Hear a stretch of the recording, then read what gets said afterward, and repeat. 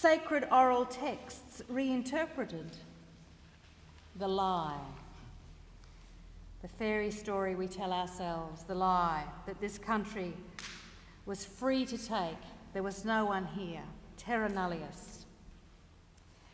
Is there such a thing as an Australian fairy tale?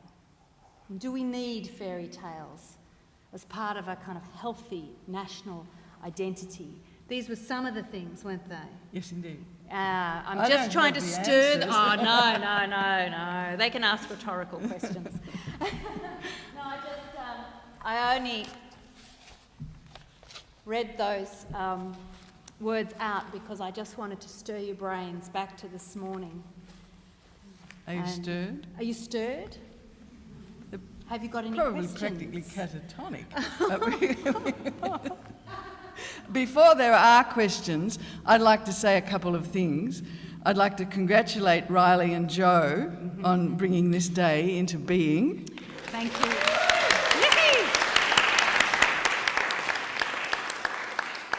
It's been a strange, rich feast for the mind and for the heart and the soul. And may the AFTS flourish and thrive. Another round of applause. Yes. Yeah. And thank you, Riley and Joe, and thank you, Jackie, for your joyful conducting of the event. You are amazing, isn't she? Come on. And no, before anything, I've got more to say. Before anybody asks any questions or anything like that, I would like to ask Tung to come out and read for us the first 2 paragraphs of his story, Once Upon a Time, because this is amazing and very different from most of the work that we have thought about today. This is set in the year 2500, and it begins once upon a time in 2500 AD. And I just want you to go down to whoop whoop, if you wouldn't mind. Once upon a time in 2500 AD. Is he on? Are you on? Just having a fiddle. It is. Once upon a time, Just to the side. in 2500 AD, I was sitting in a dunny of a jail cell. Mate, it stank like wolf manure. I licked my right paw and ripped a fart. The guards laughed like a bunch of kookaburras. I laughed too, but I shouldn't have. You see, I was a refugee and wrongly jailed and persecuted for eating too many pigs.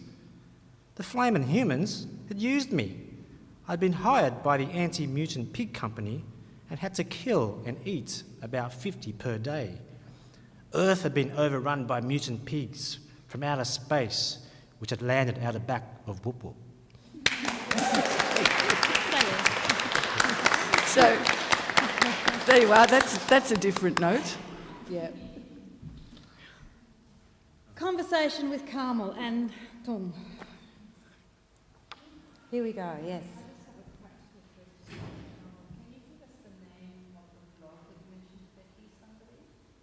I didn't really... Name of the blog? Becky... Oh, yes. Yeah, did you write it down? I've got it on my paper down there. Claire, I can tell you, well... Daniel, would you bring up the manila envelope, please? The lucky manila envelope will tell us. Yes.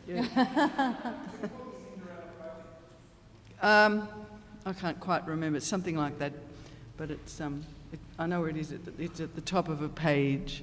Thank you. Yes, thank you very much, Danielle. Somebody could ask another question while I find the thingy. Well, I'm going to ask I don't know whether it's a provocative question, but I was asking the panel before to be provocative and iconoclastic and oppositional. We're talking about cultural colonisation, the theft of story. Yeah. Do you think through psychoanalytic theory we can also colonise story? That occurred to me once when I read a an introduction to a book of Western desert art. And the introduction was this kind of psychoanalytic interpretation of the concentric circles, the jukurpa, the shape-shifting. And, you know, I wondered, I thought, yes, I understand cultural appropriation, but is this a kind of psychic appropriation, or is it okay? Can we read it? Or is it just another playful intellectual game? Don't ask me. Ask someone. Something I mull over. Okay. Nothing for you to think about. Just Something- you be provocative we should have somewhere Sarah else. up here as well. Yes, that's what I think. Yeah. Danuta. I'm always trying to ask the question, but in listening to your story about the king and the faraway land, coming to faraway land, king and faraway land sending people for sure. I started thinking about fairies in other lands and the story of the Tuatha De Danann and the pushing to the perimeters of First Peoples that happened over time and how they actually became the fairies of those fairy tales. And the frightening thing of, do we only get a fairy tale for our nation when we've done that? That's a scary question. That is a hairy question. Is that what you said? It was Scary. a scary, hairy. When we've only yeah. pushed the people to the edge of oblivion, they become the fairies. So you're saying when we have pushed Aboriginal people to the brink, and, yeah, it is a brave question. It is. Danuta. It's a brave question. Thank you for asking it. It's a notion.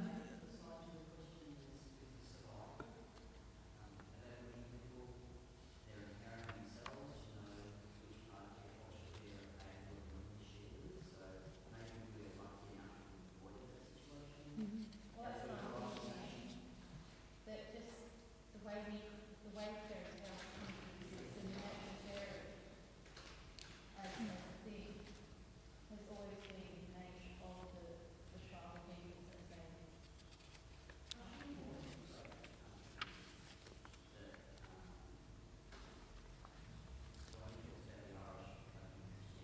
Having trouble hearing up here. I don't know about others.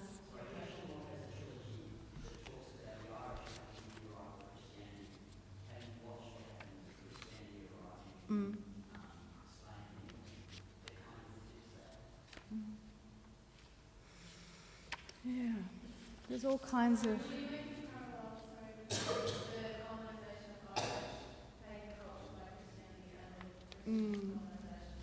So we're talking about all kinds of colonisation, either cultural colonisation, I guess, is the big one of the land, of the people, colonisation of people's hearts. Specifically, I was actually talking about specifically how the mythos of the Tuatha De Danann and the Fae, first in a number in Ireland that's very clear, but you get that in a number of European countries, and that they actually become the fairy people, the dark people. That tradition had to do with marginalisation of peoples or the erasure of the previous peoples from the land. And just the fairy tale that was being told to us about our coming to this land is very parallel to that tale, which we now see as a fairy tale of those lands.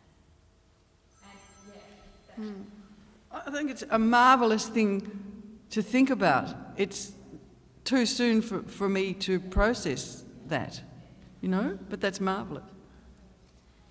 Alex, well, we'll just ask first. Would you like to comment on that, Tom? Yeah, I've been doing a bit of research on colonisation in the context of my war novel, how the French colonised Vietnam, and I've thought about it in the context of the Aboriginal issue, and I did some research recently, and I had to even go back and find out that the title that the Crown had, I'm a lawyer also, at that time was actually called radical title. What that technically meant was that for the purposes of the doctrine of terra nullius being overturned 200 years later was so significant in the sense that that radical title was never absolute. So in the sense that when Mabo came as a case, it meant that when they had all the evidence and all the facts in to satisfy various conditions, it meant that native title could still exist consistent with radical title. And that sounds really radical to me. That's significant in terms of how you might want to reinvent any fairy tales, whether they're Aboriginal or not, in this kind of context. I think it's very important. I'll just let you know we're 5 minutes over. You're happy to go for another 4 or 5 minutes, and then we finish. That's the end of the day. Is that okay? And we'll all live happily ever after. Because Carmel's already done the wrap-up. We've already clapped the Fairy Tale Society, so we can just kind of have this little epilogue. I haven't found the address. I'll find the web Find address. the... Oh, okay.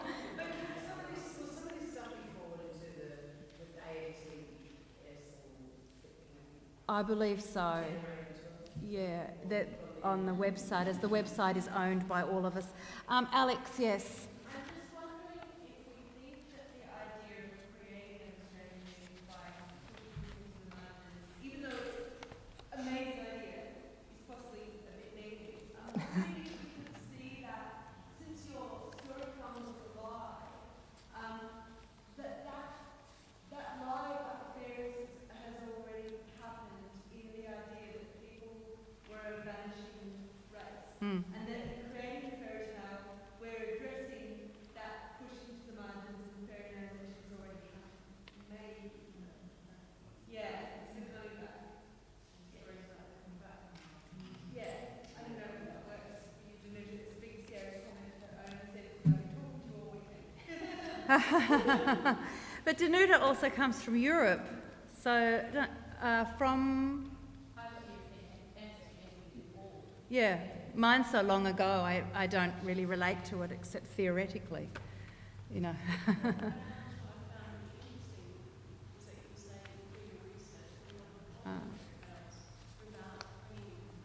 Sorry, Shirley, we can't hear.